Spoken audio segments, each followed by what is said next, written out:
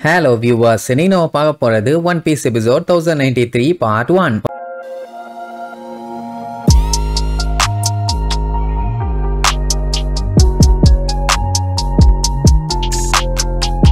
Open பண்ணா போன பாட்டுல லாவோட டீம் பிளாக் பியர்ட் அட்டாக் பண்றதுக்காக ரவுண்ட் கட்டினால இவனுகிட்ட இருந்து தப்பிச்சு ஓடுறத தவிர வேற வழியே இல்ல. ஏன்னா லா ஒருத்தனால இவ்வளவு பவர்ஃபுல்லான ஆள் கூட சண்டை போட்டு ஜெயிக்க முடியாது. அதனால என்ன பண்ணுவானுங்க, உசுர கையில புடிச்சிட்டு தப்பிச்சு வரலான்னு சட்டனா ஒரு டைவ போட்டு வேகமா எஸ்கேப் ஆகி ஓடுவாங்க. அவனால தான் தண்ணிக்குள்ள வந்து பிடிக்க முடியாது. அப்புறம் என்ன கவலைன்னு பார்த்தா குண்டுகளை போட்டு கண்ணா பின்னான்னு உள்ளுக்குள்ள வெடிக்க வச்சுக்கிட்டு இருக்கான். அது கரெக்டா இவங்க சப்மரீன்ல போய் அடிக்கிறதுனால இவங்களால தப்பிச்சு ஓட முடியல. அண்ட் அது மட்டும் இல்லாம சப்மரீனும் கண்ணா பின்னான்னு டேமேஜ் ஆக ஆரம்பிச்சிருச்சு. சரி, அதுக்கப்புறமாச்சு தப்பிச்சு போவாங்கன்னு பார்த்தா அவன் பவரை வச்சு ஒரு குத்துவான். கடலே பள்ளமாயி சப்மரீன்ல போய் ஒரு அடி கண்ணா பின்னான்னு தெரிச்சுக்கிட்டு இருப்பாங்க. இன்னும் ஒரு அடி மட்டும் இப்படி வச்சானா வாட்டர் பிரஷர்ல இவங்க தண்ணிக்குள்ளேயே வெடிச்சு செத்துருவாங்க. என்ன பண்ணலான்னு கேட்டவனே லாவுமே செம்மையா கடுப்பாவான். அவனுக்கு என்ன பண்றதுன்னே தெரியல. எப்படியா அடுத்த அடி அவன் அடிக்காம விடுவானா என்ன? அதனால தண்ணிக்குள்ள சிக்கிடலாம் சாவ முடியாது. அதனால கப்பலை மேல கொண்டு போய் நார்த் ஈஸ்ட் சைட்ல ஏதாச்சும் ஒரு தீவு இருந்தா அது கிட்ட போக சொல்லுவான். சரி ரைட்னு வேகமா மூவ் பண்ணி போவாங்க. அந்த டைம்ல டப்புன்னு திரும்பி சண்டைக்கு ரெடி ஆகுங்க.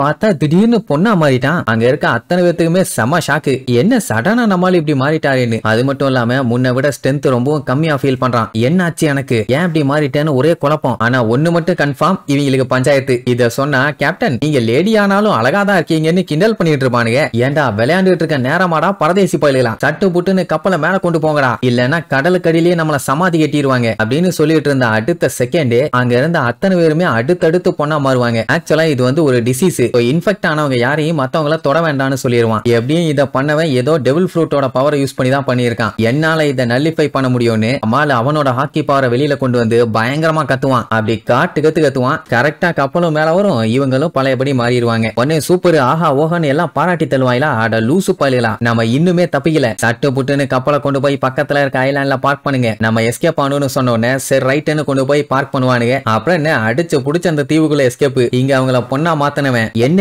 மாறிட்டாங்களா? 3 மில்லியன் பவுண்டி இருக்கவனால மட்டும்தான் அதுல இருந்து தப்பிக்க முடியும். அவன் ஆன்டிபாடிஸை யூஸ் பண்ணி அலேஹா ஸ்ப்ரெட் ஆகிறத தடுத்துட்டான் போல. பரவாயில்ல, பொண்ணா மாதிரி என்ஜாய் பண்ணிருப்பானுங்க அப்படின்ட்டு லூசு மாதிரி பேசிட்டு இருப்பான். இவன் தான் டாக்யூ சிக் ஃப்ரூட்டை சாப்பிட்டவன். அவங்கள மாத்தி விட்டது இந்த காவாலி பையதான். இப்ப அவங்கள ஃபாலோ பண்ணிட்டு அந்த ஐலாண்டுக்கே வந்து சேர்ந்துட்டாங்க. இனி ஐலாண்டுக்குள்ள போய் அவங்கள காலி பண்ணிடலாம்னு சொல்லிட்டு நேரா உள்ள போய் அங்க இருக்க ஒரு பெரிய மலையவே அலேக்கா தூக்குவானுங்க. இப்ப மட்டும் நம்ம யூஸ்டஸ் கிட்டும் லூஃபியும் கூட இருந்திருக்கணும். அவ்வளவுதான், 3 பேரும் போட்டு பிளாக் பியர்ட துவம்சம் பண்ணிருப்பாங்க. அவன் நல்ல நேரம் தனியா மாட்டியிருக்கான். அந்த பர்ஜஸ்ங்கிறவன் மவுண்டேனியே கேஷுவலா தூக்கி நிப்பாட்டினதை பார்த்துட்டு நம்ம லாக் அப்படியே பீதி ஆயிரும். என்னடா இதை தூக்கி வச்சு விளையாண்டுட்டு இருக்கியேன்னு. கைடோ கூட இந்த மாதிரி எந்த ஒரு காவாலித்தனமும் பண்ணல. இவனுங்க பண்ணுவானுங்க. அவன் ஸ்ட்ராங் ஃப்ரூட்டை சாப்பிட்டவன். சூப்பர் ஹியூமன் ஸ்ட்ரென்த் இருக்குது. அவனால வேகமா மூவ் பண்ண முடியும். இதெல்லாம் பண்றது ஒன்னும் ஆச்சரியம் இல்ல. இப்ப என்னன்னா அதை தூக்கிட்டு வீசினான்னு சொல்லி வாய மூடல ரேக்டா இவங்க மேல தூக்கிட்டு வீசுவான். ஆப்போசிட்ல நிக்கிறது என்ன சாதாரண ஆளா ட்ரஃபால்கர்லா. அப்படியே ரூமை கிரியேட் பண்ணி 4 வெட்டு பீஸா செதறி வந்து விழும். அடுத்து பிளாக் பியர்ட் அங்க இழுச்சுக்கிட்டே வருவான். இவனுங்களே இந்த அட்டுவலியம் பண்றானுங்க. பிளாக் பியர்ட் வந்தா என்ன ஆகுமோ. அவன் என்னப்பா லா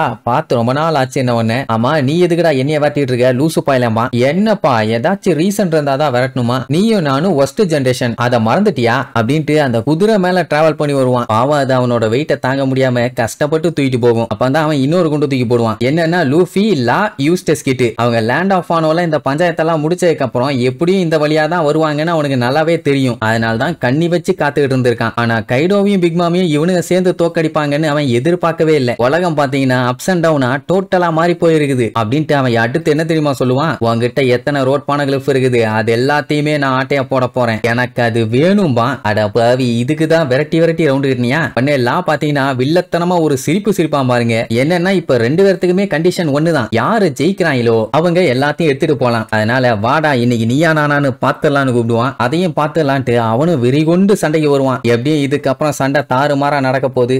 தாக்கு பிடிப்பானா இல்ல தவடாலேயே அடி வாங்க போறானான்னு அடுத்த எபிசோட்ல பார்க்கலாம். டாடா.